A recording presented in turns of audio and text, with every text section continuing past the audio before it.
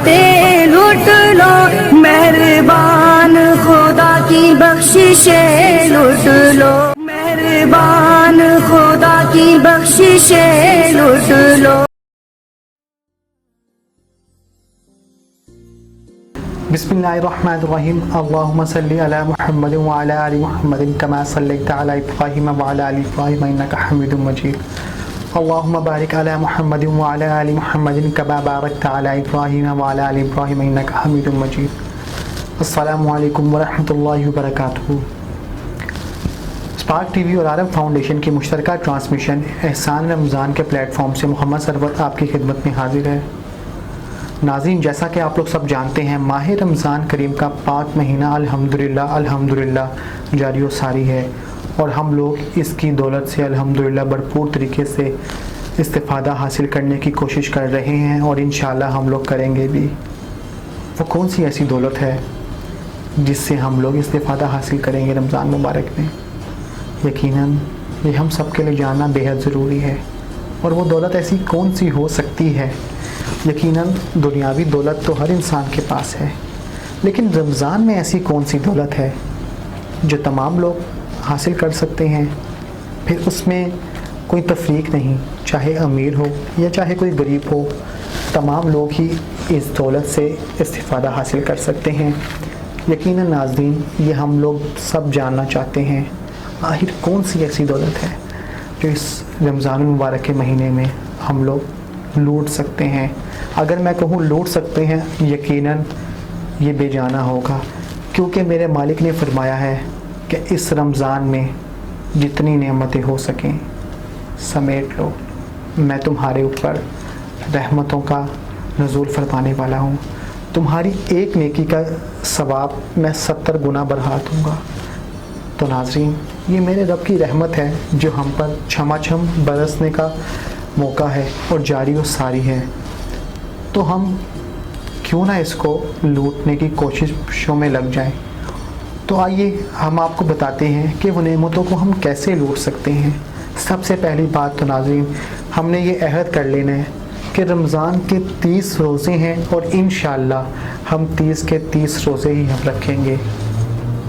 سارے مل کر میرے ساتھ ضرور آپ لوگوں نے انشاءاللہ ضرور کرنا ہے۔ جو ہم نیتیں کریں گے اس میں آپ لوگ انشاءاللہ کہیں گے تو انشاءاللہ اللہ تعالیٰ اس میں ہماری برکت فرمائے گا۔ ہم یہ بھی نیت کریں گے کہ ہم لوگوں نے یہ نہیں دیکھنا کہ صرف ہم نے اپنا پیٹ بھرنا ہے، ہم نے اپنے ہمسائے کا بھی پیٹ بھرنا ہے۔ ہم نے جب روزہ افطار کرنا ہے یا سحری کرنی ہے تو ہم نے اپنے ہمسائے کا بھی دیکھنا ہے کہ آیا انہوں نے افطاری پیٹ بھر کر کھائی یا نہیں کھائی۔ یہ نیت تو ہم نے ضرور کرنی ہے۔ پھر اس سے اگلی بات، اگر ہم لوگ یہ نیت کر لیں، 5 نمازیں ہیں، روزے میں ہوں گے ہم لوگ، اور اگر ہم نیت کر لیں کہ انشاءاللہ ہم لوگ رمضان المبارک میں ہر نماز کے بعد قرآن پاک کی تلاوت کریں گے اور 1 سپارہ اس کو مکمل ہم پڑھیں گے، تو یقیناً اگر ہم لوگ اس کو روٹین کو اس کو ہم اپنے روزمرہ کی زندگی میں شامل کر لیں گے ان 30 ایام تک، تو آپ خود اندازہ لگائیں کہ ہم لوگ کس قدر اللہ تعالیٰ کی نعمتوں کو لوٹنے میں لگ جائیں گے۔ اور یقیناً جب ہم قرآن پاک کو پڑھیں گے، اچھا ایک اور بات، یہاں پر ایک بات بہت ضروری ہے، قرآن پاک کو پڑھنا نہیں، اس پر عمل بھی کرنا ہے۔ اب وہ عمل کیسے ہوگا، اس کے لیے بے حد ضروری ہے۔ اگر ہم 1 سپارہ قرآن پاک کی تلاوت کر رہے ہیں، اگر ہم اس کو سمجھ نہیں رہے تو کیا فائدہ، کیونکہ میرے رب کا پیغام بھی تو سمجھنا ہے۔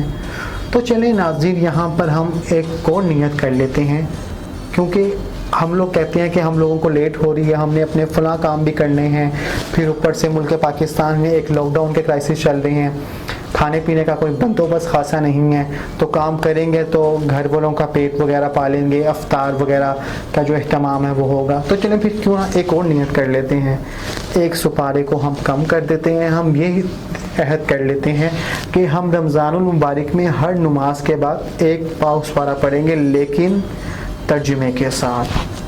اچھا، جب ہم ترجمے کے ساتھ پڑھیں گے تو آپ یقین کریں، میرا ایمان ہے، اور آپ دیکھیے گا کہ وہ تمام چیزیں جو ہم لوگ کہتے ہیں کہ فلاں سائنس سے ثابت ہوئی، آج جناب اس ملک میں یہ مشاہدہ کیا گیا کہ فلاں چیز سے جو ہے یہ تحقیق ثابت ہوئی. اگر ہم قرآن مجید کو، اس کے مفہوم کو، اس کی تفسیر کو سمجھنے لگ جائیں تو آپ حیران ہوں گے کہ یہ تمام تر باتیں تو قرآن پاک میں موجود ہیں. تو ناظرین، ہم نے یہ بھی نیت کرنی ہے کہ ہم نے قرآن پاک کو اس کے مفہوم کے ساتھ سمجھنا ہے. پھر اگلی طرف آ جاتے ہیں.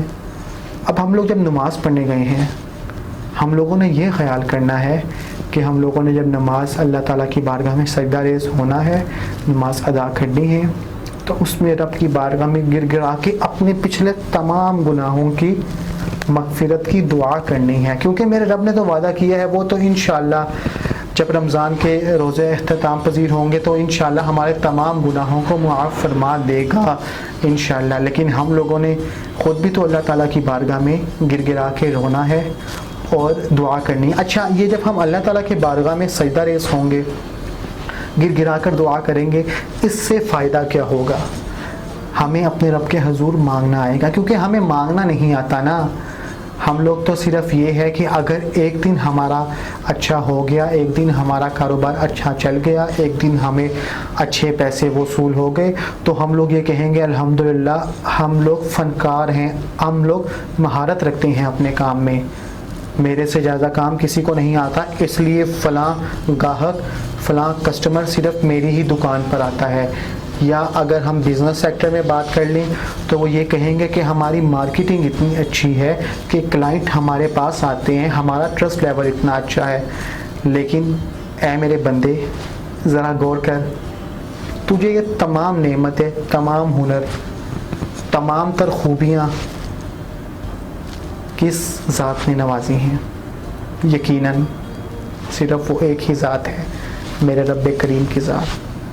تو کیا ہم اس رب کریم کی ذات کے لیے ہم کچھ ایسا نہیں کر سکتے کہ ہم اپنے آپ کو، اپنی تمام تر جو خوبیاں ہیں، اپنی تمام تر جو ہماری صفات ہیں، جس پہ ہم لوگ کہتے ہیں کہ ہم لوگوں کو ہی سب کچھ آتا ہے، فلاں کو کچھ نہیں آتا، اپنے رب کے تابع کر دیں اور اس پر اپنے رب کریم کا شکر ادا کریں کہ اے میرے مالک، تو نے ہمیں کن قدر نعمتوں سے نوازا ہے اور ہم تو آج تک کبھی شکر ہی نہ ادا کر سکے.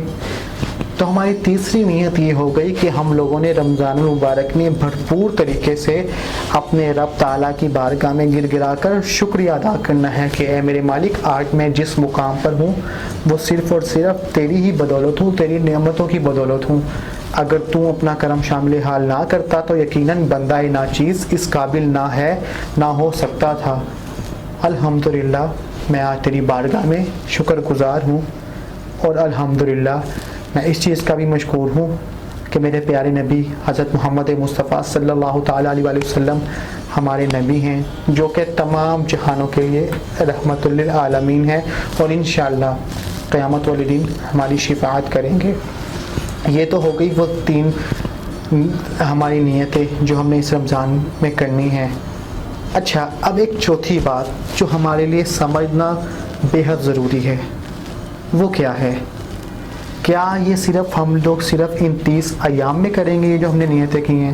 نہیں، ہم نے ایک یہ عہد کرنا ہے، اور انشاءاللہ میں پورا مہینہ رمضان کی اس ٹرانسمیشن میں آپ لوگوں سے بار بار یہ عہد کرواتا رہوں گا کہ ہم نے بار بار یہ عہد کرنا ہے کہ یہ ہم نے صرف اور صرف ان 30 ایام میں نہیں چیزیں اپلائی کرنی اپنے اوپر، ہم نے 12 مہینے اپلائی کرنی ہے. ہم اگر آج ان ایام میں 5 وقت کی نماز پڑھ رہے ہیں تو ہم نے انشاءاللہ پورا 12 مہینے ہم نے اللہ تعالیٰ کی بارگاہ میں حاضر ہونا ہے. اگر ہم آج شکر ادا کر رہے ہیں تو تعموماً اللہ تعالیٰ کی نعمتوں کا شکر ادا کرنا ہے. اور اگر ہم اللہ تعالیٰ کی شکر ادا کرنے میں، اللہ تعالیٰ کی نعمتوں میں لگ جائیں گے تو اللہ تعالیٰ ہمارے کاموں میں لگ جائے گا. کبھی آپ نے سوچا ہے کہ کچھ ایسے کام ہوتے ہیں جو ہمارے بس میں نہیں ہوتے، لیکن وہ کوئی ایسا اللہ تعالیٰ کی جانب سے ہماری مدد ہوتی ہے، وہ کام ہو جاتے ہیں. ہم صرف وقتی طور پر کہتے ہیں کہ اے میرے مالک تیرا شکر ہے. کیا کبھی ہم نے اپنے مالک کو اس شکریہ کی بدولت ہم نے کچھ اس کو اپنی جو ہمارا بزنس ہے اس میں اپنے مالک کو جو ہے اس کا کچھ حصہ رکھا؟ یقیناً ہم لوگ نہیں رکھتے. ہم لوگ کہتے ہیں کہ ہم نے محنت کی، اللہ کا شکر ہے، اللہ تعالیٰ کی بارگاہ میں ہم نے نوافل ادا کر دیے شکرانے کے، بے شک وہ ضروری بھی ہیں، لیکن کیا صرف اس سے کام بنے گا؟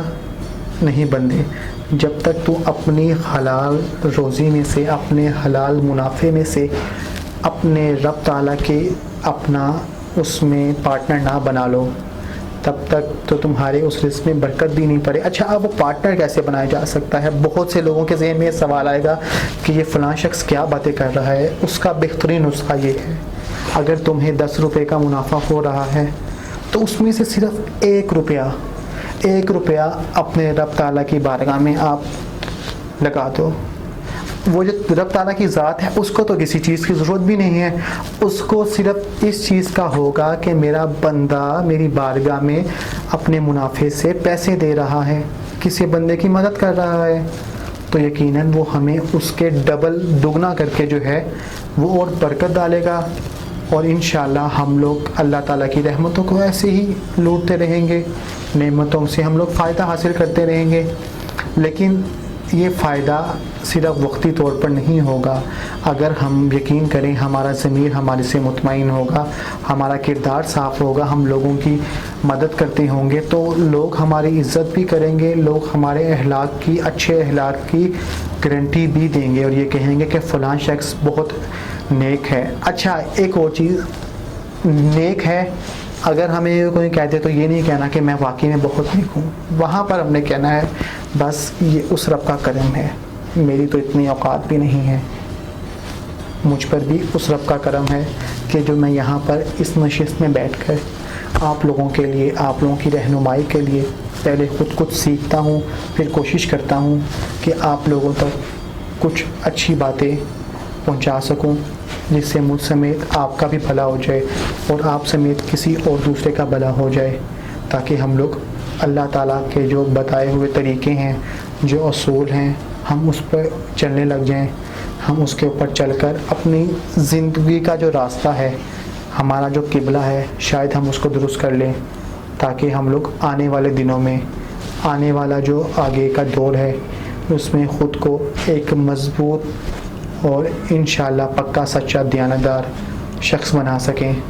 یہ سب تب ہی ہوگا جب ہم ان تمام چیزوں پر عمل کریں گے، نیت کریں گے، اور انشاءاللہ یقیناً میں امید کرتا ہوں، میں نے بھی آج سے نیت کر لی ہے اور آپ لوگ بھی عزم کرتے ہیں کہ ہم انشاءاللہ ان تمام چیزوں پر عمل کریں گے۔